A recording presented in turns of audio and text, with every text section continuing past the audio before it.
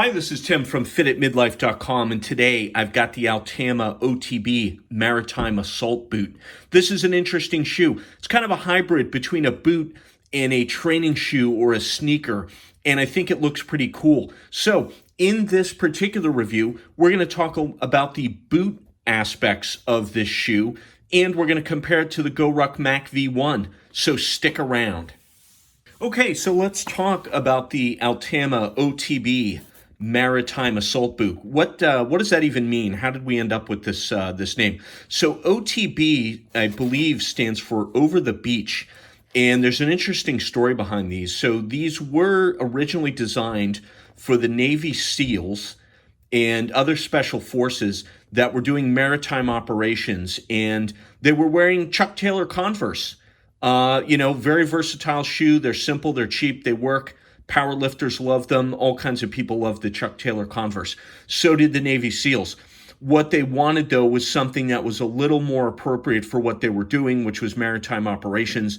These are, in fact, actually swim fin friendly, in that you can strap on a pair of military swim fins over top of these, and they're compatible. But even more, there's a lot of amphibious features in this particular boot. So let's take a tour of this boot.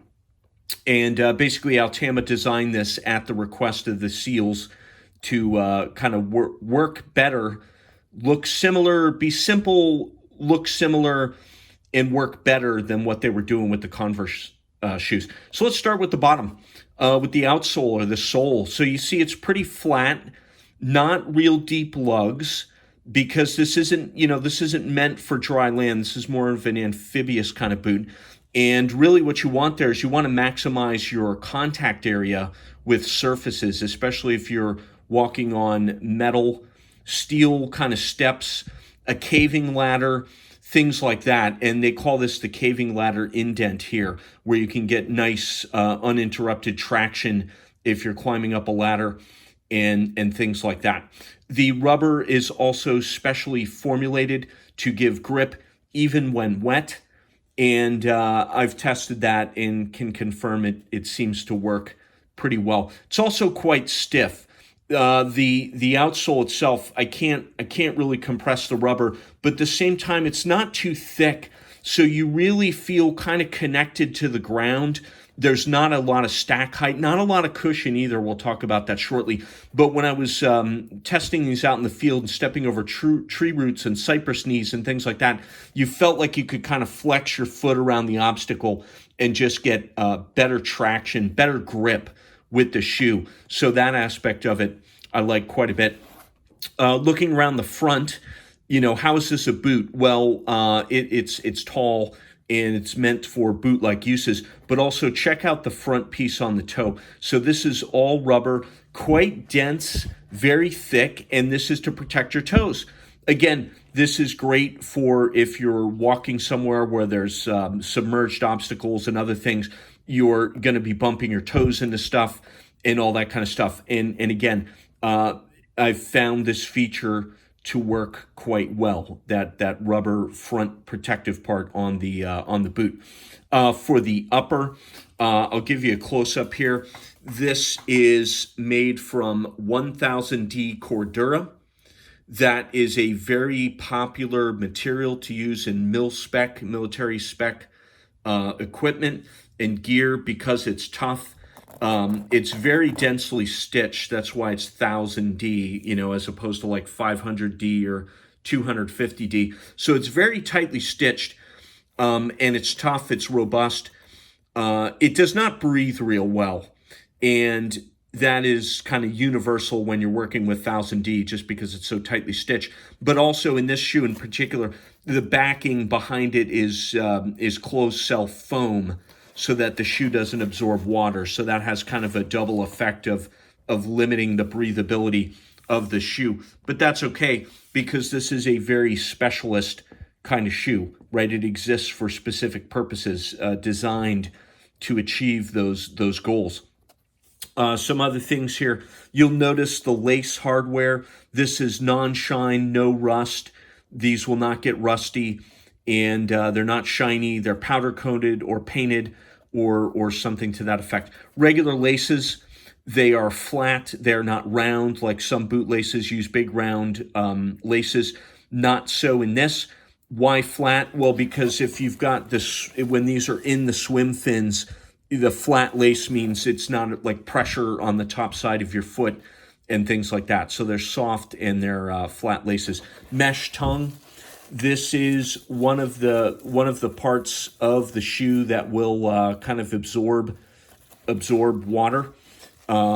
Much of the other materials will not. We'll talk about that shortly, but like this rubber, the midsole, and the closed cell foam on the inside, those all do not absorb water, which means it's much more efficient to drain the water out quickly. Coming around the backside, you can see the collar kind of dips down low, even though it's still a mid-cut shoe. This is nice. These are really easy to put on or take off.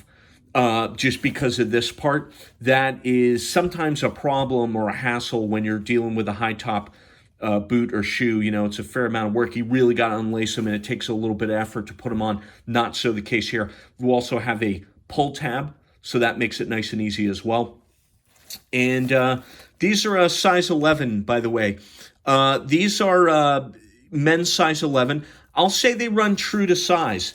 So they're they feel a tiny bit cramped for me up in the toe area. But here's the thing. These are the regular width. You can also get them in a wide width as well. So I have not tested the wide, but I think these will work. I mean, I just wore these for many, many miles.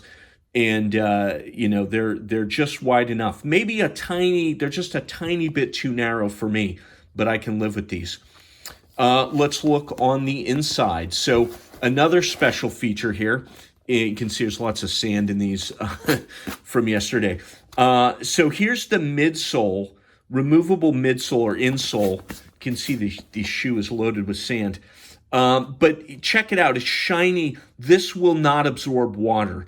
This is very solid, does not absorb water, and that's by design, of course, right? So as the water gets in the boot, you want it to be able to drain out of the drain holes and not remain in the boot. Even worse, you don't want it absorbed into the midsole, because then you're never getting rid of it if it's absorbed into the midsole and the other parts of the shoe. So, you know, this is what that's for. Notice it's highly dished, and it's quite thin here. So, you know, don't think there's a lot of drop in these boots. There is not. They're minimal drop. I don't have a figure. I don't have a number, but the heel to toe drop is pretty minimal. Decent arch support, not stellar. If you've got high arches, you may need something more than this. And not a ton going on up here in the front either, as you can see. So there's something here, cushioning-wise, but not a ton of cushion. And I think that's one of the things you need to be aware of with this boot. This is definitely not a long-distance boot. So between the minimal drop and the relative lack of cushioning, these hurt my feet after about 7 or 8 miles, especially when I'm carrying weight. So you'll see in the test video, which is part 3 of this review, that I went 10 miles, 41 pounds, and I've gone other times 10 miles on concrete and asphalt with these, and they hurt my feet because of the minimal cushioning. So not for long distance on asphalt, concrete, sidewalks, other hard surfaces, but if you're out in the sand, in the dirt, in the mud, it's not as much of a problem for sure. At least that's been my experience. So that's the midsole. The other thing that we haven't really talked about too much yet is check out the drain port on this thing. So these have 2 drain ports, and notice it's down low, right? It's not up high, it's down very low. And there's another one on this side. So again, another drain port, and it's kind of meshed over, but you know that water will freely flow in and out through that port. I don't know if you can see through these. I'm trying to see if I can angle this. You can't see daylight through them, but they work effectively. You'll see that in my part 3 review if you watch that as well. But being down low like that, and if I put my finger in there, like that's the bottom there. The water will drain out from both sides, and it drains out quite quickly. If you look in here as well, you'll notice that there's not much else going on in here, right? There's closed cell foam on the interior, there's this mesh, and then there's a very hard, very firm, that's the outsole itself. And again, there's no cushion coming from this part of the boot. The only cushion you're getting is from this very thin thing that, quite frankly, maybe because it's not water absorbent, just doesn't provide. It's not like regular foam, like EVA foam you would find in a normal shoe. So anyways, it works quite well for what it is, and that is an amphibious boot.